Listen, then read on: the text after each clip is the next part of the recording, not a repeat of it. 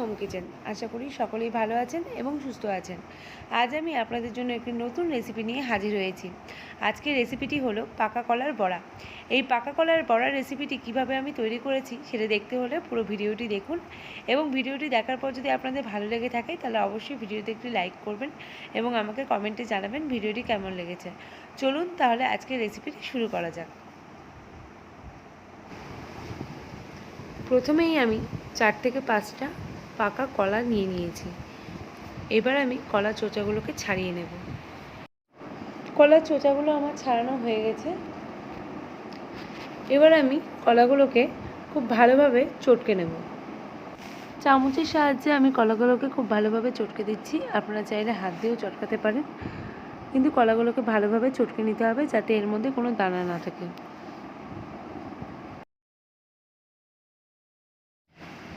কলাগুলোকে কিন্তু আমার চটকানো হয়ে গেছে।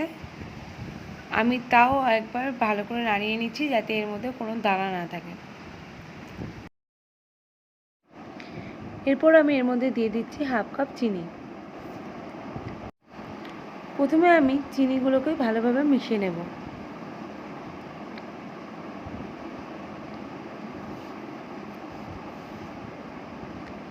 এরপর আমি দিয়ে দিচ্ছি হাফ কাপ মতো সুজি। সুজিটাকেও আমি একইভাবে মিশিয়ে নেব।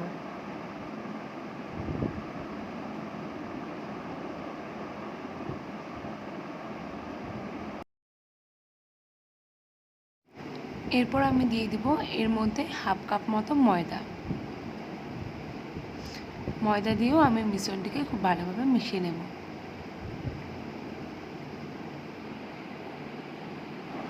এবার আমি সবকটা উপকরণকে একসঙ্গে খুব ভালোভাবে মিশিয়ে নেব।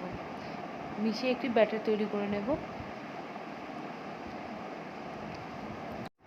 সবকটা উপকরণ আমার খুব ভালোভাবে মেশানো হয়ে গেছে। আমার পুরো ব্যাটারটি তৈরি হয়ে গেছে, দেখতেই পাচ্ছেন আপনারা। এবার আমি এটাকে আধ ঘন্টার জন্য ঢেকে রাখছি। দেখা হচ্ছে আধ ঘন্টা পর।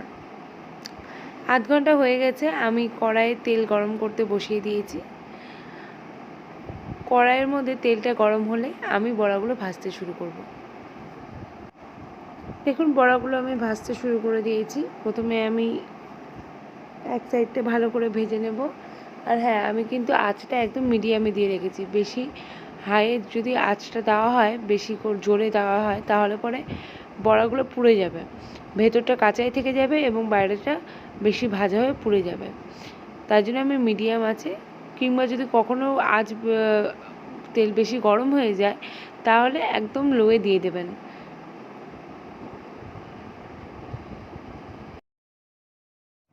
এক সাইডটা আমার ভাজা হয়ে গেছে। এবার আমি উল্টে দিচ্ছি।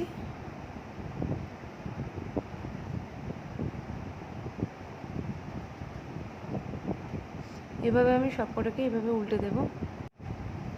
এবার আমি উল্টো সাইডটাও একইভাবে ভেজে নেব।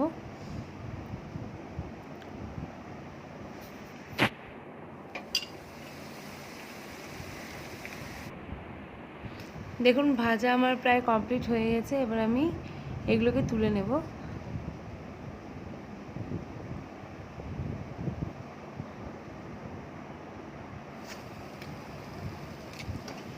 আমি ভাজাগুলোকে তুলে নিলাম। এইভাবে আমি বাকি বড়াগুলোকেও একইভাবে ভেজে নেব। রেসিপিটি আমার পুরো কমপ্লিট হয়ে গেছে। আমি একইভাবে বাকি বড়াগুলোকেও ভেজে নিয়েছি। রেসিপিটি যদি আপনাদের ভালো লেগে থাকে অবশ্যই আপনারা বাড়িতে এটি ট্রাই করবেন এবং আমাকে জানাবেন যে কেমন লেগেছে। আমার চ্যানেলে নতুন নতুন রেসিপি পেতে আমার চ্যানেলটিকে সাবস্ক্রাইব করুন, আমার পাশে থাকুন এবং আমাকে এইভাবে উৎসাহ দিয়ে যান। ধন্যবাদ। দেখা হচ্ছে নতুন কোনো রেসিপির সাথে, নতুন কোনো ভিডিওতে।